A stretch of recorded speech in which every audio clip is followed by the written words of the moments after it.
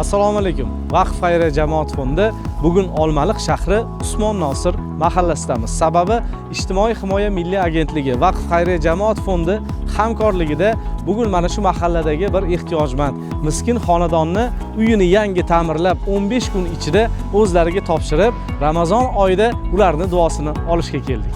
Bu yilgi Ramazon har yilgidan alohida o'zgacha shukuhda o'tmoqda. Aholini muhtoj qatlamini, uy-joylarini ta'mirlash, yangidan qurib berish aksiyalari davom etmoqda.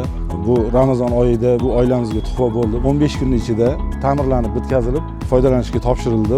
Bu hamma tadbirlar O'zbekiston Respublikasi bo'yicha Vaqf fondi va Ijtimoiy himoya milliy agentligi va Respublika mahalliy uyushmasi tomonidan rejalashtirilgan.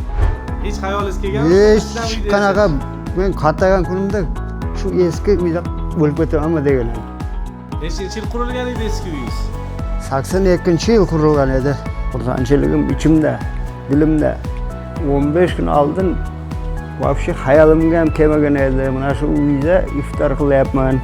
Allohga ming qatla shukr. Sharoit yaxshi bo'ldi. Yurtimiz tinch bo'lsin. Farovon bo'lsin. Yurtboshimiz shunchalik beryapti. Prezidentimizga rahmat. Allohu akbar. Mana bu oyni saxovatli qilib, mehr muhabbatli qilib, shukronalik qilib o'tkazishda boshi qosh bo'lib turgan yurtboshimiz va u kishini atrofida jam bo'lganlarni, muftiy hazratlarini, vaqf fondini va jamiki mana shu ishda boshi qosh bo'lib turgan yurtdoshlarimizdan Alloh taolo o'zing rozi bo'lgin. Mana bu qurilgan uylarni o'zing xonadon sohiblariga muborak qilgin. Va sallallohu ta'ala ala xayri xalqihi Muhammad va ala alihi va ashabihi ajma'in bi rahmatika ya arhamar rahimin.